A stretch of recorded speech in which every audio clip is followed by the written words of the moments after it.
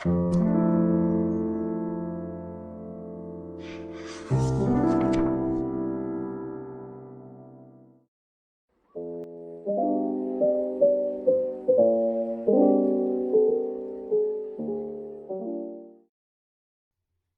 3. The Activities of the Prestigious Classics Club. Now that I think about it, what does the Classics Club do anyway? The only students that do know what it does are no longer with the school, and I couldn't be bothered to ask the teachers about it. I could ask my sister about it, but unfortunately she's in Beirut. Still, while it's rare to have a club that does not know what it does, there are plenty of clubs whose existence can only be classified as a mystery, so it's not something worth fretting about. It has been a month since the resurrection of the Classics Club. The club room, the geology room, was no longer a private space, but it was still a relaxing spot. It was a place where I could kill some time after school whenever I'm feeling bored. Satoshi might be inside, or Chitanda might be inside, or both of them might be inside. Or not. It doesn't really matter either way. We could choose to converse, or we could also choose to keep quiet. Satoshi was the sort that could calmly endure silence to begin with, while our lady Chitanda was the sort of graceful lady befitting of her image, as long as she doesn't let her curiosity explode. Therefore, while unintentional, this club appears more like a leisure club than a school club. Thus I do not get wary even amidst their company, since I was never apprehensive of other people to begin with, though Satoshi does sometimes mistake that I am. Today was a drizzly day, and I was inside with Chitanda. I was leaning back on a chair by the window, reading a cheap paperback while Chitanda sat at the front of the room reading a thick book for some reason. One would say this was a sluggish afternoon after school. Looking at the clock, I noticed only 30 minutes had passed. The time that was spent unconsciously was still short. Although you could say I was feeling quite relaxed, that isn't exactly correct. Rather, it was because I was feeling nervous and stressful that I had to enter into a state of relaxation. I'm really just consciously trying to extend my energy-saving mode for as long as possible, that's all. The silence was only broken by the sound of pages turning and the raindrops outside. I'm getting sleepy now. I think I'll go home as soon as the rain stops. The sound of a book closing was heard as Chitanda, who sat in front with her back facing towards me, sighed and said, "How barren." While she wasn't looking at me, it was clear she was speaking to me rather than to herself, though I had no idea how to respond to her sudden comment. Anyway, I'll try asking. "What, the crops in your family farmland?" "Those have 2 crops," Chitanda answered as though reading it out and turned around. "And they're semi-annual, so it's hardly barren." As expected of a lady of a farmland owner. "No, there's no need to praise me." The sound of the rain, followed by silence. "No, that's not what I was saying." "You're saying something about barren." "Yes, that. It's barren." "What is?" Chitanda looked firmly at me and then raised her right arm as though showing the whole room. "All this time spent after lessons. We don't seem to have any purpose or do anything productive at all." Of course, this was merely a way to kill time, not to produce anything. I closed my paperback and looked up towards her. "Well, I'm all ears. Is there something you want the Classics Club to do?" "Me?" It was kind of a mean question, as not many people are aware of what they themselves would want to do when asked directly. By the way, I'm at least aware that I desire nothing. However, Chitanda replied without hesitation. "Yes, there is." That's surprising. To answer yes right away. As I was about to ask what was it she was interested in doing, she explained. "Though that's for personal reasons." In that case, there was no need to ask further. Chitanda then continued. "But we're talking about the Classics Club, so we should be doing something club-related. We can't just sit around and do nothing." "Very well, but we aren't even sure what the club's purpose is." "No, there is a purpose." Whether she's speaking with the authority of a club president or the aura of a prestigious clan member, Chitanda declared, "We will publish an essay anthology this October in the cultural festival." The cultural festival? I had visited the Kamiyama High Cultural Festival before, so I was familiar with it. To put it briefly, it was the essence of youth culture around this area. And according to Satoshi, the Kami High Cultural Festival's Nodate tea ceremony is highly recommended for anyone interested in learning the art, while its breakdancing contest is a hotbed for future professionals. Quite a number of arts-related clubs of various qualities would participate. During her 3 years in high school, I remember seeing my sister carrying a box-load of essay anthologies to school. So to speak, that was the crystallization of the rose-colored high school life. As to how I feel about all this, I guess it's better for me not to say anything about it. Let's just say that I hardly felt anything at all, not even once. However, an essay anthology, huh? I gave some thought to Chitanda's proposal and asked a question. Yet Chitanda was steadfast with the proposal. No, it has to be an anthology. If you really want to publish something, we can set up an exhibition booth or something like that.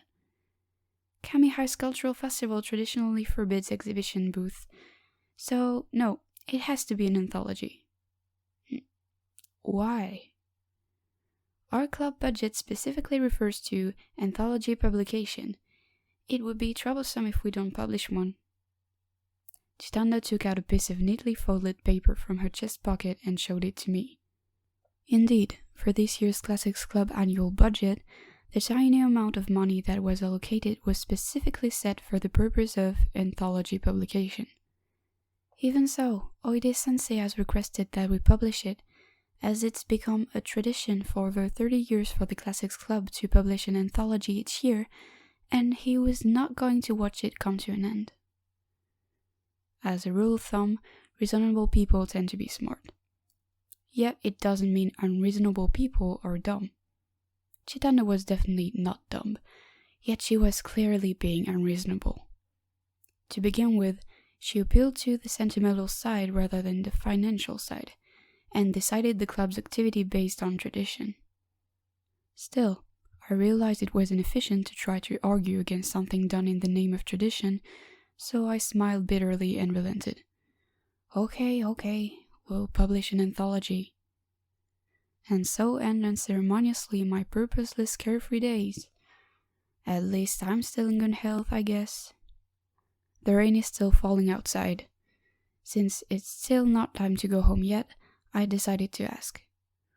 So, how are you going to publish this anthology?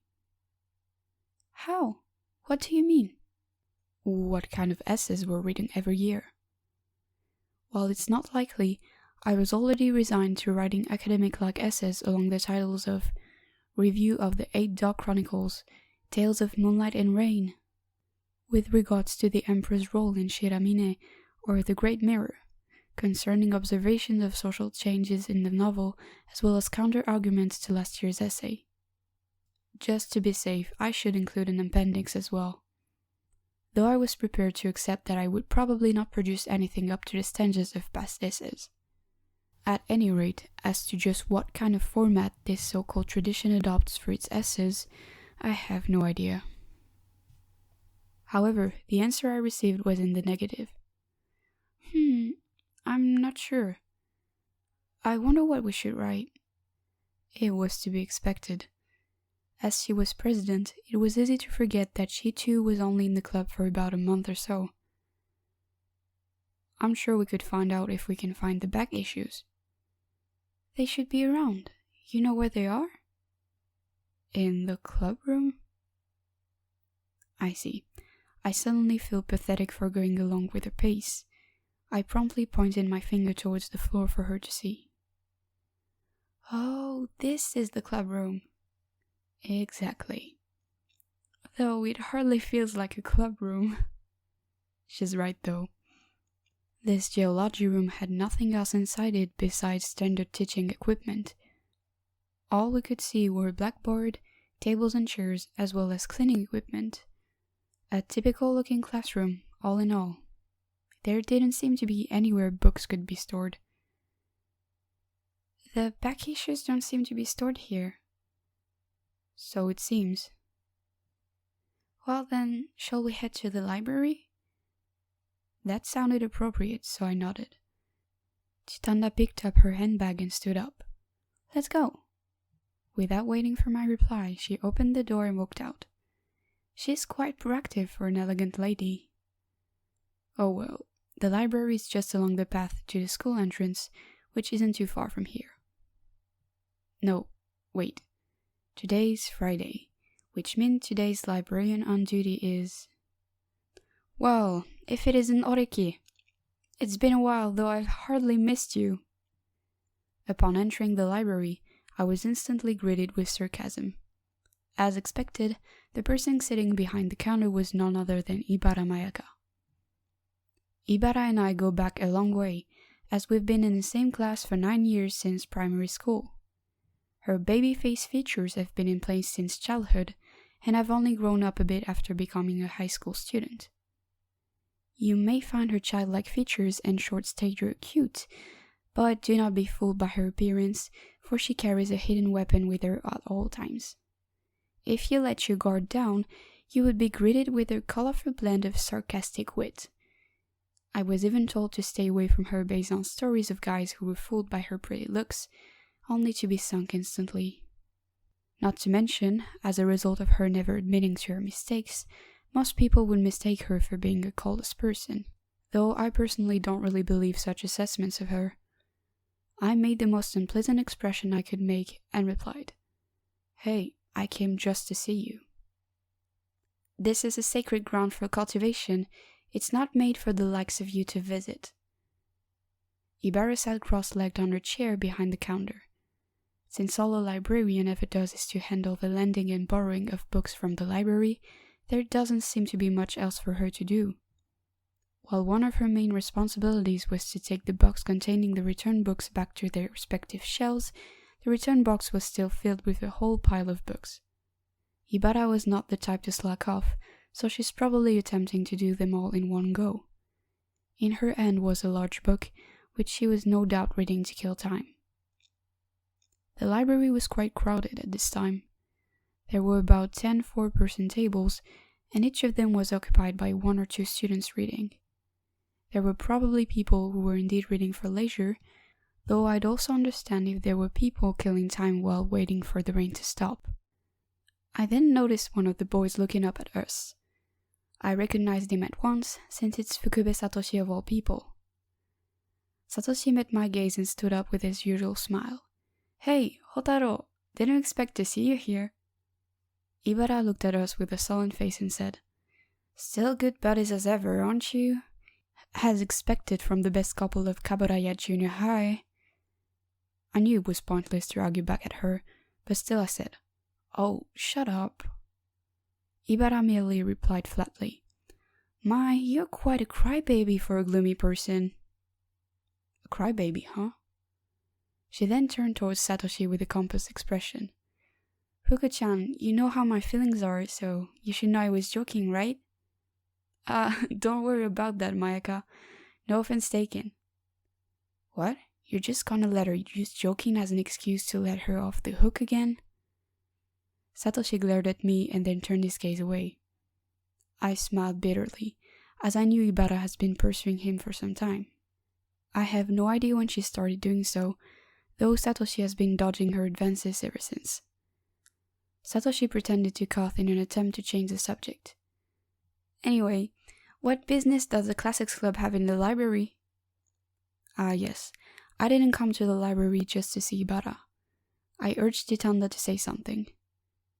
As though suffering from stage fright, Our Lady said nervously to Ibara, Hi there. May I inquire something of you?" "Sure. How may I help you?" "I'd like to ask if there are any essay anthologies here in the library." "Yup, they're at those shelves right over there." "Do they have those for the Classics Club?" Ibara tilted her head and wondered. "The Classics Club? I'm sorry, I don't think I'm sure of that. Should I look for them for you? Just as Chitanda was about to express her gratitude, Satoshi stopped her. You won't find any. I've occasionally looked up on the shelves, so I should know. Mayaka, where else could they be found if they're not on the shelves? If they're not on the open shelves, then they must be in the archives. The archives, huh? Satoshi thought for a while before asking. Chitanda-san, why are you looking for essay anthologies anyway? We're going to publish one for the cultural festival, so we were wondering if we can have a look at the back issues for reference. Oh, so they're for the Kanya festival, huh? Didn't know you were knowledgeable on such stuff, Hotaro. Knowledgeable? Rather, I was obliged to work on it. Besides, Chitanda probably doesn't even need me to be knowledgeable. Wait, what festival again? Satoshi, what did you just call the cultural festival? The Kanya festival. Haven't you heard of it before? It's the nickname for the Kami-High Cultural Festival. A nickname, huh? Something like the Sophia Festival for Sophia University, or the Mita Festival for Keio University. Then again, like the story about the 4 exponential clans, I find it hard to believe. Sounds suspicious. Is that true? Of course it's true, though it's an unofficial nickname. I heard all my seniors in the handicraft club call it the Kanya Festival. Is it the same in the Manga Studies Club, Mayaka? So Ibara's in the Manga Studies Club, huh? While it does suit her image, it feels unbecoming of her. Yup, everyone there calls it the Kanya Festival. Even the festival committee calls it that. Kanya? How do you spell that in kanji? Satoshi placed his hand on his chin and said, Don't know. Everybody just calls it that. It seems like it's true that Kanya Festival is a nickname. However, I just couldn't think of any word that matches with the spelling of Kanya. Oh well, seeking out the etymology of such a silly name is probably a profession in itself. As I was thinking of that, Satoshi added, Perhaps it's abbreviated from Kamiyama, turning it into Kanyama, and in turn evolving into Kanya. As expected for an expert of trivial knowledge. As we were going off topic, Ibara firmly pulled us back. Anyhow, anthologies, is it? We'll probably find them if we look up the archives, though the head librarian's in the meeting right now, so we can't go in without her permission. She'll probably be back in half an hour. You wanna wait? Half an hour, huh? Not even Chitanda was in a hurry to want to see them at once, so she looked at me and whispered, What do we do now? I was fine with whatever decision, but I noticed it's still raining heavily outside. The weather report did say the rain will stop sometime in the afternoon and we'd have a starry night tonight, but as the rain showed no signs of stopping right now, we had no choice but to wait. Guess we'll wait. Even though you could go back? I decided to return to my paperback novel and resume at the page where I was reading. Satoshi tugged at Ibara's sleeve and said, Mayaka, why don't you tell Hotaro about the story you were telling me earlier? Ibara lifted her eyebrows and thought for a while before nodding. Okay, Oreki, do you ever feel like exercising your brain once in a while? Nope, but neither has Ibara. What story are you talking about? Satoshi answered Chitanda's question with his usual smile on his face. The one about the popular book which no one ever reads. As you know, my shift is every Friday after school, and I've discovered lately that the same book has been returned during this time every week. This is the 5th week in a row now. Don't you find it strange? Ibara began to speak while I was busy looking for a desk where I could sit down and read my book. Unfortunately, there just weren't any available seats in such a crowded place, so I had no choice but to sit on top of the table that Satoshi occupied. As the table was close to the counter, we could hear Chitanda and Ibara's voice from here. Is it a popular book? Does this look like one? Ibara showed us the thick book she was holding. Oh, such a beautiful book. Chitanda gasped in awe and then turned her gaze towards me. Our lady's delighted expression was as though I just bought a splendidly bound book for her. The book was bound in a leather cover decorated with finely detailed patterns. Its darkish blue color emitted an aura of solemnity about it. The title of the book was Kamiyama High School Walking Together for 50 Years. Besides being thick, it was also quite a large book in its length and width. May I have a look inside? Sure. Upon taking out my paperback novel from my shoulder bag, I started searching for the page where I last read. Yet my vision of the novel was quickly replaced by that of high-quality pages. It was Chitanda, who upon opening the aforementioned book, Kamiyama High School Walking Together for 50 Years, placed it on top of my novel in order to show it to me. While I wasn't exactly interested, I didn't ignore it either, and had a quick look at its contents. It's got nothing else on it besides a description of the school's history and goes as such. School Archery Club in the Prefectural Newcomers Tournament. July 1st, cancellation of first year field trip due to typhoon. October 10th, 14th, Cultural Festival. October 30th, Sports Festival. November 16th, 19th, second year field trip, Sasebo, Nagasaki. January 23rd, 24th, first year skiing course. February 2nd, memorial service for first year student Oide Naoto who died in a car accident. It was full of such details. It would take a particular set of skills to actually read through all that. I wouldn't go so far as to borrow the book once a week in order to read it all, but I wouldn't be surprised if someone actually did that just for its contents. Hotaro, you were just thinking, I wouldn't be surprised if someone actually borrowed that once a week, weren't you? Stop reading my mind, you dumb telepath. Seeing as that I didn't rebuke her, Ibara puffed her particularly small chest and said, It's not that simple. You rarely come here to borrow books, so you wouldn't know. Listen carefully. The longest period one can borrow a book is 2 weeks. So there is no need for someone to borrow a book and return it just a week later. And yet this book was returned here every week.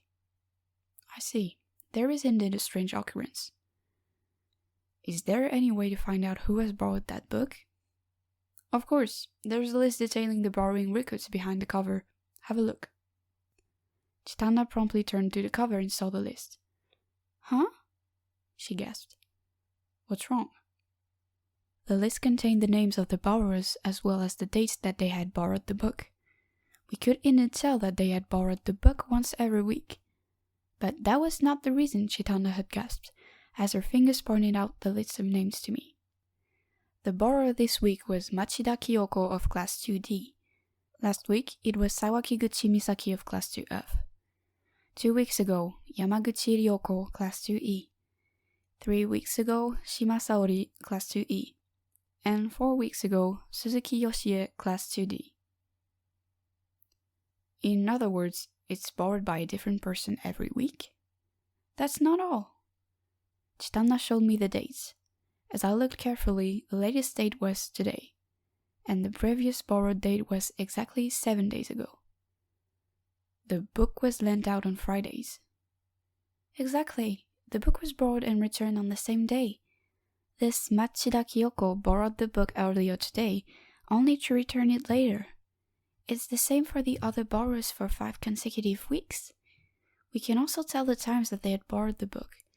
It was always during lunchtime on a Friday. To borrow a book during lunchtime and then return it after school, where would they even find the time to read it? So, you curious? Upon returning the book to Ibara, Chitanda nodded her head gently. Yes, I'm very curious. She spoke in a firmer tone than usual. Much like last time, her pupils looked as though they had gone larger, revealing a strong interest within them. Why is it? Thanks to Ibara's mystery, Our Lady's flame of curiosity had been ignited. Satoshi was no use as a water source to douse this fire, as it probably played dumb and say, I wouldn't know anything about it. I decided to return to reading my novel. But I was naive, for I never expected the spear to be pointed right at me. Once again, Chitanda placed the thick book Kamiyama High School Walking Together for 50 Years on top of my novel and said, "So, what do you think, Oreki-san?" Me?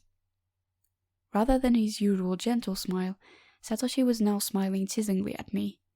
I instantly realized what had happened. He had succeeded in ensnaring me in his trap. Curse him and his evil plans. "Let's think about this together. Shall we, Oreki-san?" Why? Why me? Well, I was fine with Chitanda's vigorous curiosity, and while I might admit that Satoshi may have some positive qualities about him, even if it's as a joke, why should I be obliged to play his games and put up with her? Still, it was true that things have developed to a point where talking my way out of it would have been bothersome. So I had no choice but to reply as such. "Yeah, I guess it is interesting. I think about it." Ibara stood beside Satoshi and asked, "Fuku-chan, is Oreki actually smart?" "Not at all. He's usually not reliable, but occasionally he can be up to the task." "Why are you getting all cheeky?" And so I began to think. For a book to be borrowed and returned on the same day for 5 consecutive weeks by completely different people, the possibility of a coincidence could not be ruled out, but I wasn't going to believe that it was all due to some god of coincidence. Besides, Chitanda wouldn't have accepted that as an explanation. Getting her to accept things was more important than the truth. So, throwing out the theory that it was a coincidence was a no-brainer. It was also clear that the book was not borrowed for the purpose of reading it, as there wouldn't be time to read it between it being borrowed during lunchtime and it being returned after lessons. If you think about it, it would have been more logical for one to either take it home to read, or just read the book in the library after school. For the latter case, there would have been no need to borrow the book out of the library at all. Thus, this book was not borrowed for its original intended purpose.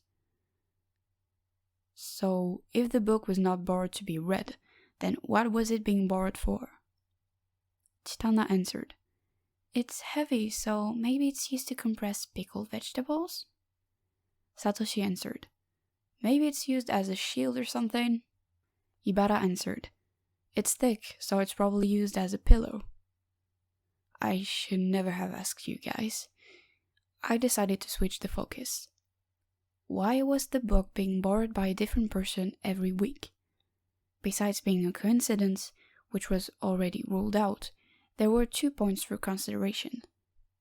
First, the girls don't seem to have anything in common, though it's clear that they were using it during Friday afternoons for some sort of ritual and took turns to borrow it. As to what ritual, maybe fortune telling? Something like, your lucky item this month is school history.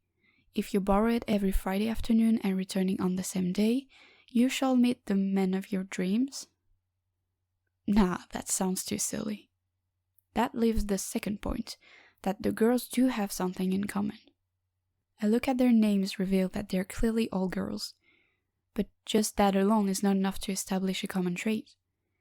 Within Kamihai, if 5 people were randomly picked, there was a high possibility that they could all be girls, but it was already common for people of the same gender to gather together in a co-ed environment anyway. Their other common trait would be that they're all second years, but their classes are different.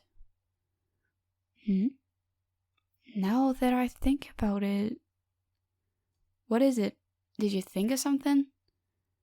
I may have thought of something, but my thoughts were blown apart by Satoshi's interruption. Now, where was I? Anyway, I'll start from where my thoughts first started to connect. There must be a sign or something. For example, maybe they were secretly communicating with each other, where returning the book facing upwards meant yes and facing downwards meant no. What were they communicating for? It's just an example. Anything could do. Chitanda began to tilt her head and started thinking. Yes, that's it. You just slowly digest all this. Though the one who rebutted me wasn't Chitanda, it was Ibara. That would be impossible. Look. Ibara pointed to the return box.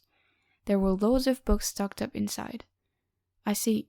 There was no way of telling whether that book was returned facing upwards or downwards. The only person who would know which way the book was facing would be the one opening the box, and that would be the librarian on duty. Darn. Any careless ideas would end up as easy prey for Ibara to shoot down. I couldn't think of anything. They might have a spare key to open the box, but I have no way of knowing. Now, if only there was some hint. I looked at the well-decorated bound hardback in Ibara's hands and wondered where I could find any declaration of surrender within the book. This was when Chitana suddenly entered into my vision. She stretched her body over the counter and just stared at the book that Ibara was holding tightly in front of a chest. Eh? Eh? Ibara was dumbstruck at such a reaction. I knew how she felt. What is it, Chitana? Did you find some hidden symbols on the cover or something? Chitana remained motionless and said, This book, it seems to have some sort of scent, she muttered. Really? Ibara, can I borrow that? I don't smell anything. No, I'm sure of it. The book itself wouldn't have any odor. Perhaps it's the ink or that of the library? Chitana shook her head at Satoshi's suggestion. Both Ibara and Satoshi also took turns to smell the book, but couldn't detect any scent, and both raised their eyebrows and tilted their heads in puzzlement. I can't really tell what the scent was, but it was strong, like paint thinner. Stop saying something so dangerous. It was? I couldn't really tell. Neither could I, but I had a feeling that Chitana was right. Our lady had been adamant about it after all, and I never would have thought that she would say it was paint thinner.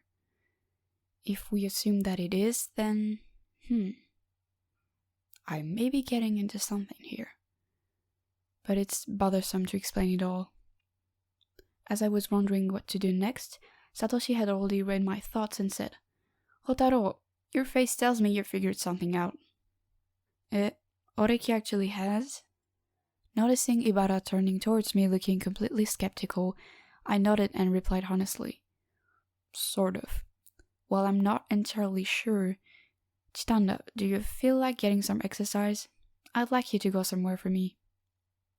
Chitanda was probably the sort who would dash out at once upon telling her where to go, but Satoshi stopped her with smiling. Don't be fooled by him, Chitanda-san. You don't want to end up doing errands for Hotaro now, do you? Or you'll end up doing exactly what he wants. So, where is it you were thinking of? How reprehensible. Satoshi does tend to say too much wherever Ibara's around. Still, as he wasn't exactly off the mark, I was hardly displeased. It was true that I wouldn't get things done if I don't have someone else to do it for me. Very well, I'll go along as well. As we didn't have any PE lessons due to the rain, I still have some residual energy left inside me. Chitana was bound to come along as I said that. And then... Guess I'll tag along too. I'll be a little shocked if Oreki actually manages to solve this. Hyouka-chan, mind filling in my shift for me?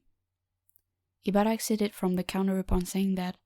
Satoshi looked dumbfounded as he replied, okay, and kept silent while walking behind the counter.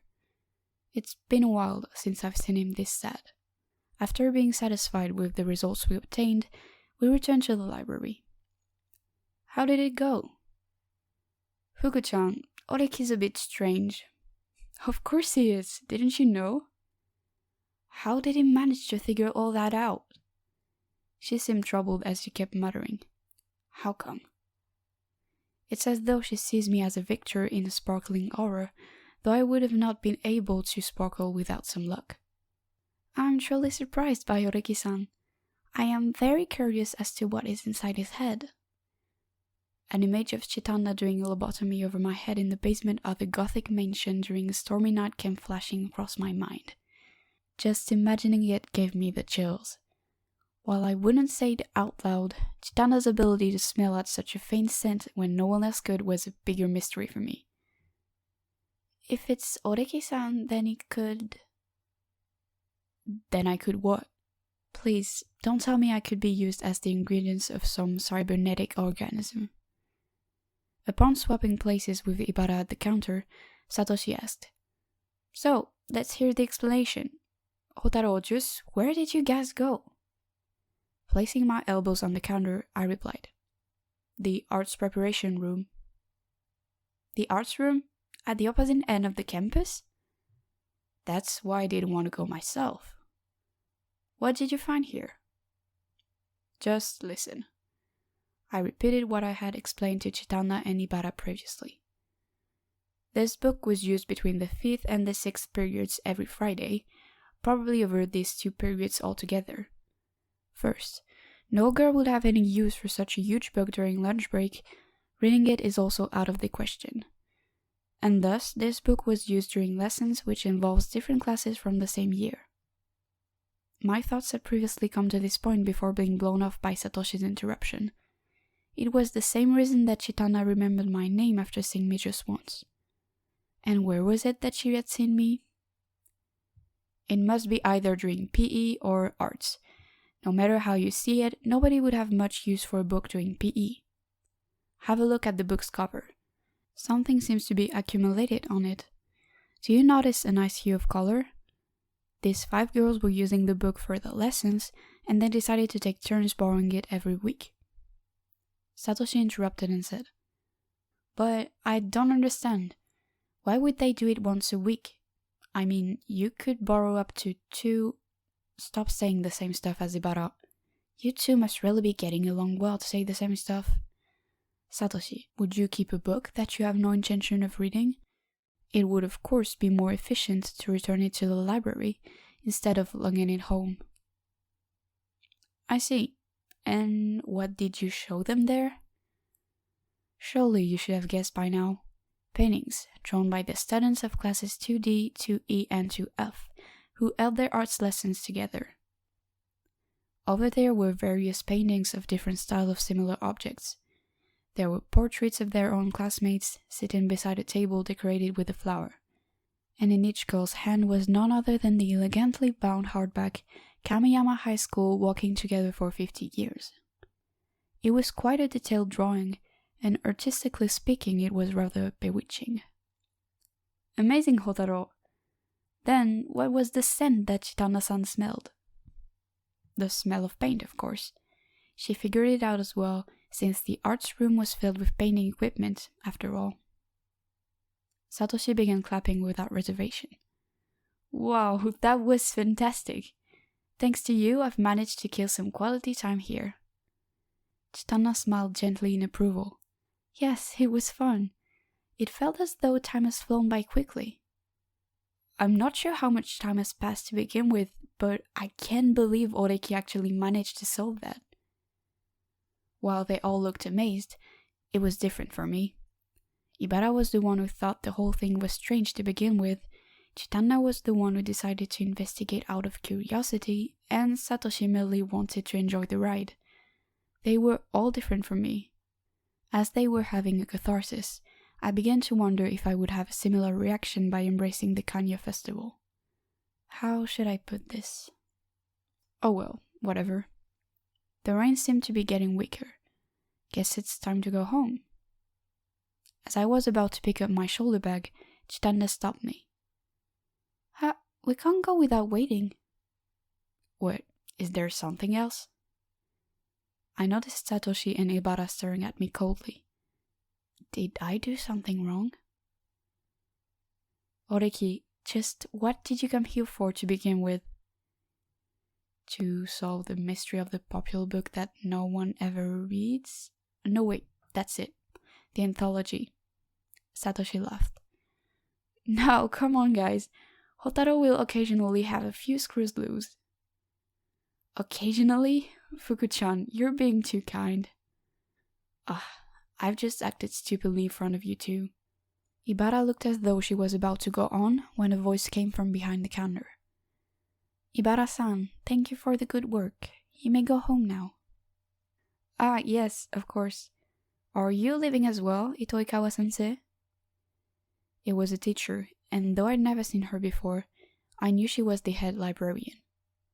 For a woman nearing the end of middle age, she was quite short in stature. A glance at her name tag revealed her full name, Hitoikawa Yoko. Upon the arrival of the head librarian, Satoshi immediately got down to business. Sensei, I'm Fugube Satoshi of the Classics Club. We're planning on publishing an essay anthology and would like to see the back issues for reference, but we can't seem to find them in the open shelves. So we're wondering if we may please search the archives for them? The Classics Club? Essay anthology? Itoikawa-sensei seemed surprised as she raised a voice. She probably thought that the Classics Club had been abolished or something. You're with the Classics Club? I see. I'm sorry, but the library does not hold any anthologies that I know of. Eh? Then what about the archives? There aren't any there either. Maybe something has been overlooked. I don't think that's possible. Strangely, she answered quite firmly. I see no reason for the head librarian to hide anything from us. Perhaps the archives have been overhauled recently? Upon receiving a negative answer, Satoshi had no choice but to give up. Is that so? I understand. What do we do now, Chitanda-san? This is indeed troubling. Chitanda looked at me with a depressed look. Even if you give me that look, there's nothing I can do besides shrugging my shoulders. I'm sure we'll find them eventually. Let's go home, I said, and as I picked up my shoulder bag, Ibara said coldly, You're sure are quite laid back, looking all relaxed after solving a problem. Just because I solved a problem doesn't mean I'm all relaxed. Ibara, your accusation is way off the mark. Though that's what my mind was saying. It was pointless to say it out loud, so I shrugged my shoulders. Yes, you're right. Let's go home. We did get something worthwhile. Chitanda said something totally incomprehensible. Anyway, our business was done here. This time, I hung my bag over my shoulder and walked out to find the rain had stopped, and rays of sunlight were shining through the clouds. As I turned and looked around, I could hear Chitanda whispering the same thing again. That's right. If it's Saraki-san, then it could...